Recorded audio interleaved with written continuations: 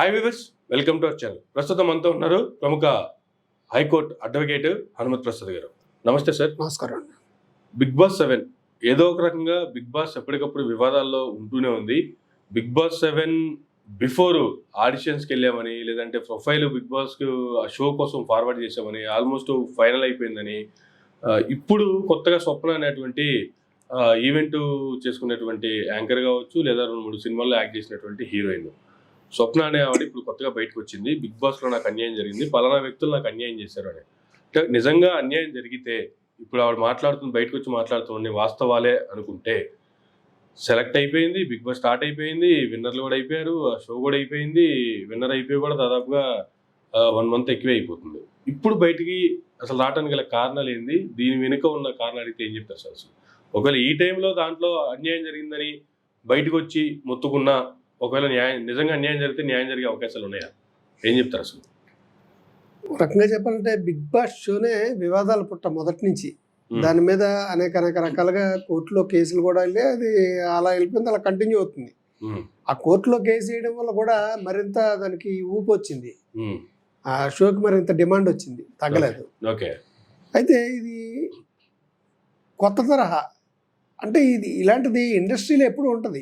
Film ఇండస్ట్రీలో కానీ, social మీడియాలో కానీ జనరల్గా ఏంటంటే ఆశల కోసం ఆశపడే కొద్దీ, అవకాశాల కోసం ఆశపడే కొద్దీ ఇలాంటి మోసాలు జరుగుతూనే ఉంటాయి అనేదానికి ఇది ఒక ఉదాహరణ. మొన్న నేను చూశాను, స్వప్న అనే అమ్మాయి కంప్లైంట్ ఇచ్చింది. అంటే ఆ అమ్మాయికి ఏంటంటే స్ట్రాంగ్ డిజైర్, ఏదో రకంగా నేను బిగ్ బాస్లోకి వెళ్ళి పెద్ద ఫేమస్ అవ్వాలనేటువంటి ఒక కోరిక. ఎందుకంటే ఆ అమ్మాయి ఏవో 2-3 సినిమాలు వేసింది, మొదటి నుంచి కష్టపడుతూ యాంకరింగ్గా చేసుకుంటూ రకరకాల ఈవెంట్లు అవి చేసుకుంటూ వస్తుంది. కొంచెం నాకు ఒక గ్రిప్ గానే వచ్చినట్టయితే నేను మరింత ఫేమస్ అయ్యేటువంటి అవకాశం ఉంది కదా అని అమ్మాయి ట్రై చేసుకుంది. ఆ అమ్మాయి మాటల ద్వారా తెలియజేస్తే ట్రై చేసుకుని ఎవరన్నా తెలిసిన వాళ్ళు ఉన్నారని, ఆవిడ యాంకర్ కాబట్టి మీడియాలో ఉంది కాబట్టి తెలిసిన వాళ్ళు అందరిని అడగడంతో ఒక రెఫరెన్స్ అతనికి వచ్చింది. ఆ రెఫరెన్స్ని పట్టుకుని ఆవిడ ఏంటంటే అతన్ని మీట్ అయ్యింది. దట్ ఏంటంటే అతను గతంలో బిగ్ బాస్లో పనిచేసాడు, రాజు అని అతను. ప్రస్తుతానికి చేయట్లేదు, ఆ విషయాన్ని సప్రెస్ చేశాడు. అతను ఏదో డబ్బుల కోసం చాలా ఇబ్బందులు పడుతున్నాడు, అతని మాటలు కూడా విన్నాను నేను.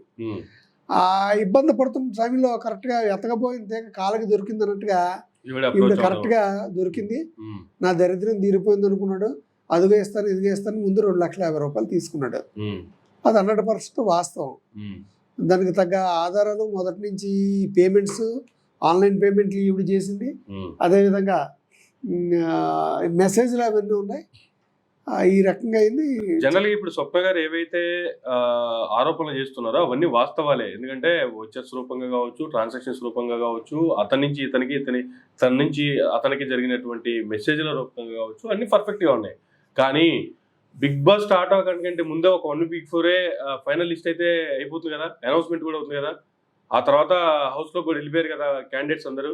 కానీ ఇప్పుడు బయటికి రావడానికి గల కారణాలు, ఇంతకాలం వెయిట్ చేయడానికి గల కారణాలు, ఇప్పుడు ఒకవేళ దీన్ని కేసు ఫైల్ చేసిన దీని మీద ఉండేటువంటి యాక్షన్. ఇప్పుడు ఆ అమ్మాయికి యాక్చువల్గా బిగ్ బాస్ గురించి టోటల్గా తెలియదు. ఓకే, వెళ్ళాలన్న ఉత్సాహం, ఆతృత, అవకాశం కోసం ఎదురు చూడడం తప్ప తెలియదు. దట్టు ఆయన నమ్మదగిన వ్యక్తి ఒక రెఫరెన్స్ నెంబర్ ఇచ్చాడు, ఈయన పలానా బిగ్ బాస్లో చేస్తున్నాడు మా టీవీ దాంట్లో అనేసి. ఓకే, సో ఈవిడ దాన్ని బేస్ చేసుకుని వెళ్ళింది. దట్టు వీళ్ళిద్దరికీ తెలుసు, బాగా లేట్గా ప్రొఫైల్ పంపింది అని అతను అంటున్నాడు. ఈవిడ కూడా దాన్ని అంగీకరిస్తుంది. కొంచెం లేట్గా పంపిన ఫోటోషూట్ అవి తీసుకుని 2,50,000 తీసుకున్నాడు. ఆ టైం గురించి వెయిట్ చేసింది. తర్వాత నీకు మధ్యలో పంపిస్తారు కదా, దాన్ని ఏదో అంటారు, మధ్యలో పంపిస్తాం, 1 వీక్ అయ్యి పంపిస్తాం, ఒకళ్ళు వచ్చాక పంపిస్తాం అని రకరకాలుగా చెప్పుకుంటూ వస్తున్నాడు. ఆ అమ్మాయి డౌట్ పడినా నమ్మింది, ఇంకో ఆల్టర్నేట్ లేదు. ఓకే, ఎందుకంటే గతంలో అతను పనిచేసి ఉన్నాడు కాబట్టి.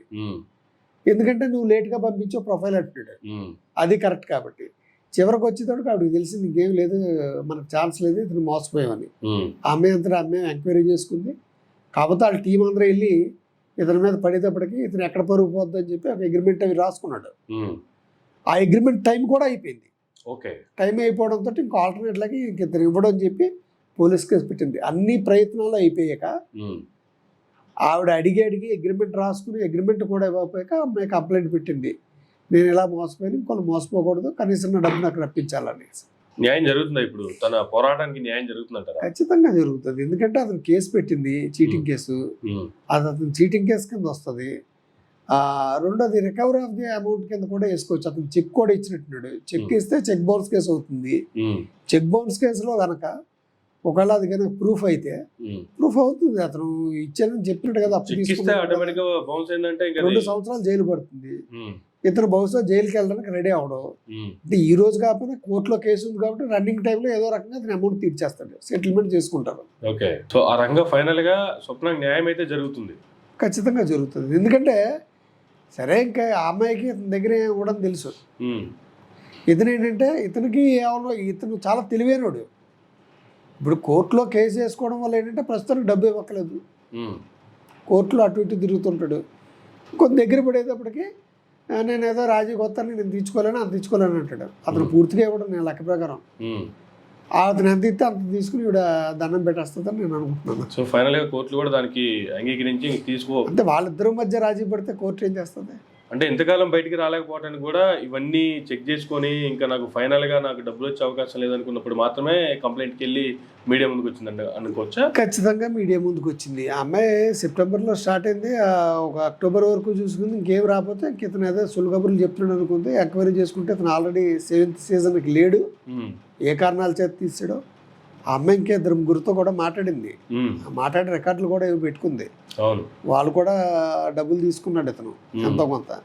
ఇవన్నీ కన్ఫర్మేషన్ వచ్చాక ఒకసారిగా ఇంటి మీదకి వెళ్ళారు.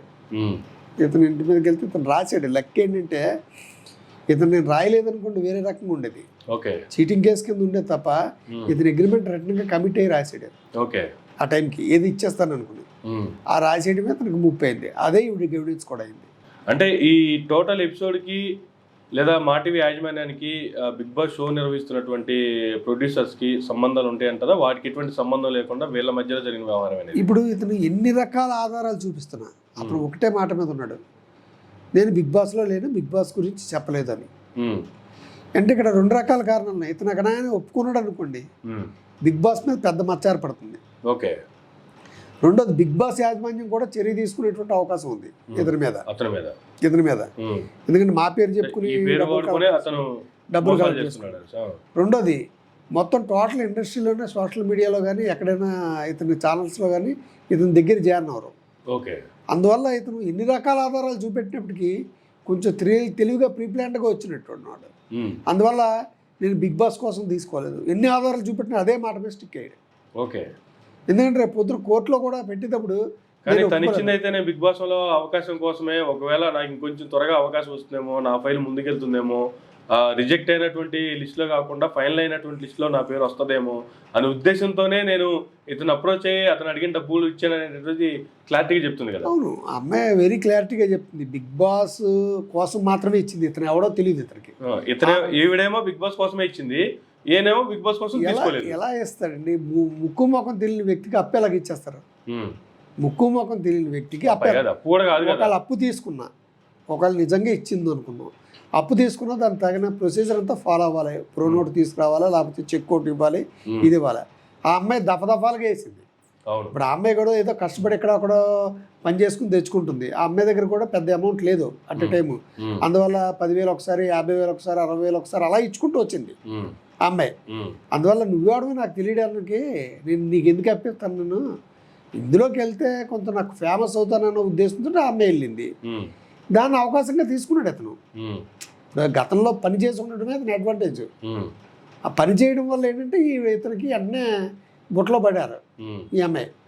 అలాగే ఈ అమ్మాయి బయటకు వచ్చింది. ఈ అమ్మాయి ఏంటంటే నేను యాంకరింగ్ కాబట్టి బయటకు వచ్చింది. అంటే ఇలాంటి వాళ్ళు, ఇలా మోసపోయిన వాళ్ళు, అప్లికేషన్లు పెట్టుకున్న వాళ్ళు, మాకు కూడా అవకాశాలు వస్తాయి ఎదురు చూసిన వాళ్ళు, ఇలాంటి వాళ్ళు లిస్ట్ ఇంకా ఉండే అవకాశాలు కూడా ఉన్నాయి. అంటే అతను అంటున్నాడు కదా, నేను చాలా మంది దగ్గర అప్పు తీసుకున్నాను. అంటే అదంతా ఈ బాధ అంటే ఇలాంటిదే కావచ్చు మేబీ అనుకోవడం, మేబీ. ఎందుకంటే ఇప్పుడు ఎవడికి తెలియకుండా ఎలాగే అప్పిస్తారు. సో దీన్ని ఆ రకంగా ఉపయోగించుకున్నాడు ఆ ఛానల్స్ ఇతను. ఓకే, ఎంత తీసుకున్నది ఈ అమ్మాయి వరకు ఈ అమ్మాయి చెప్తుంది. ఒక 2-3 ఏదో అడిగింది, వాళ్ళ దగ్గర తీసుకున్నాడు. వాళ్ళ దగ్గర ఇతను ఒక రేటు చెప్పినాడు, ఆ అమ్మాయి ఒకటి చెప్తుంది. చెప్పని వాళ్ళు ఎంతమంది ఉంటారు? అంటే ఈ ఫీల్డ్ లో ఉంది కాబట్టి తను ఇప్పుడు బయటకు వచ్చింది, తనను ఆధారంగా తీసుకొని ఇంకా మిగతా వాళ్ళు కూడా బయటకు వచ్చే అవకాశాలు కూడా ఉన్నాయంటారా? బయటికి వస్తారు, ఖచ్చితంగా వస్తారు. ఎందుకంటే మేము మోసపోయాం అనుకుంటారు. రెండోది ఏంటంటే అక్కడెక్కడ అప్పు చేసి ఇచ్చిన వాళ్ళు ఉంటారండి. ఉమ్, ఇప్పుడు ఇలాగ ఇచ్చానని తెలిస్తే మా ఇంట్లో వాళ్ళు దెబ్బలాడతారేమో, ఇంట్లో వాళ్ళకి తెలియకుండా బిగ్ బాస్లోకి అవకాశం కోసం ఇచ్చుకున్న వాళ్ళు ఉంటారు. ఉమ్, అందువల్ల వాళ్ళు కొంచెం గమ్మున బయటకు రావడానికి జంపుతారు. ఓకే, పోతే పోయిందిలే, పోనీ మనం పోలీస్ మళ్ళీ స్టేషన్ ఇప్పుడు చుట్టూ తిరగాలి ఫ్యామిలీ పరువు తీసుకోవడం అనేది. ఒక భయం. ఈ అమ్మాయి వచ్చింది కాబట్టి ఇలా జరగచ్చు. ఉమ్, బహుశా ఇదే కాదు, ఈవిడ బయటకు వచ్చింది కానీ గతం నుంచి ఇతనికి హ్యాబిట్యూటెడ్ అఫెండర్ లాగా ఉన్నాడు ఇతను. రాజు అనే అతను బాగా ప్లేండ్గా బుకాయించడంలో కానీ ఎక్కడ సిగ్గుపడడం కానీ పశ్చాత్తాపడడం కానీ లేదు. ఉమ్, అతను గట్టిగా దబాయిస్తున్నాడు కూర్చుని. ఓకే, నిజంగా తప్పు చేసినట్టు దబాయిస్తున్నాడు. వాళ్ళేమో బెక్కమొక్కలు వేసి కూర్చుంటున్నారు, నువ్వు అలాగే ఇవ్వలేదు ఇలాగే ఇవ్వలేదని. ఉమ్, అంటే ఇతను గతంలో ఇతను లెక్క చూస్తుంటే ఇతను గతంలో కూడా చాలా చేసుకుంటాడు. కానీ రియాలిటీ షోలోకి, ఇటువంటి రియాలిటీ షోలకి వెళ్ళాలన్న ఆశ, మేము కూడా ఫేమ్ అవ్వాలి, ఎందుకంటే లోపలికి వెళ్ళిన వాళ్ళు బయటకు వచ్చిన తర్వాత ఏ విధంగా ఇండస్ట్రీలో ఆఫర్స్ వచ్చాయో, ఏ విధంగా ఫేమ్ అయ్యారు, అది ఎంతకాలం ఆ ఆఫర్స్ ఉన్నాయి అనేది సెకండరీ. బట్ కొద్ది కాలం అయితే స్టార్లు అయిపోతున్నారు. సో అటువంటి ఇమేజ్ కోసం చాలా మంది ఇలాంటి వాళ్ళు ఉంటూ ఉంటారు. కానీ ఇటువంటి వాళ్ళు కూడా మోసపోయే వాళ్ళు కూడా ఉంటారంటారు. ఖచ్చితంగా వస్తుందండి. నేను చెప్పేది ఏంటంటే ఈ బిగ్ బాస్ ఈవెంట్ రావడం వల్ల స్టార్లు అయిపోతాడు అనుకున్నది జీరో. ఎందుకంటే ఒకసారి బిగ్ బాస్లో అయినాడు, మళ్ళీ సెకండ్ టైం బిగ్ బాస్కి వచ్చేటప్పుడు వాళ్ళు మర్చిపోతారు. ఇప్పుడు సెకండ్, థర్డ్, ఫోర్త్ ఎక్కడ ఉన్నారో తెలీదు. వాళ్ళ పేర్లు చెప్పినా కూడా గుర్తుపట్టలేరు, వాళ్ళ రోడ్డు మీద కనపడినా కూడా గుర్తుపట్టలేరు. మీరు ఇలాంటి అవకాశాలకి మీకేమన్నా వాళ్ళంతటా వాళ్ళు ఎత్తుక్కుంటూ వచ్చి మిమ్మల్ని ఏమైనా అప్రోచ్ అవుతే మీరు ఉంటే వెళ్ళండి. అంతే తప్ప థర్డ్ పార్టీస్ని బేస్ చేసుకుని మధ్యవర్తులను చేసుకుని మీరు వెళ్తే కనుక జీరో అవుతుంది, 0 అవుతుంది. ఆ అమ్మాయి ఇంకా తక్కువ కాబట్టి 2,50,000 వదిలిపోయింది. పెద్ద పెద్ద అమౌంట్లు ఇచ్చిన వాళ్ళు కూడా ఉండొచ్చు. వాళ్ళు కొంచెం బయటికి చెప్పండి, మీకు అంత అమౌంట్ ఎక్కడదంటే అవి కొంచెం అడ్వాంటేజ్లు. ఇలాంటి వాళ్ళు పుడుతూనే ఉంటారు, కొంచెం జాగ్రత్తగా ఉండాలనేసి నేను చెప్తున్నాను అందరికీ. థ్యాంక్ యూ అండి, thank you very much sir. ఇదండి బిగ్ బాస్ చుట్టూ తిరుగుతున్నటువంటి వివాదాలకు సంబంధించి ప్రసాద్ గారు ఇచ్చినటువంటి వివరణ. ఇది నా ఇంటర్వ్యూ. మరొక ఇంటర్వ్యూ మళ్ళీ కలుద్దాం. చూస్తూనండి మైరా మీడియా.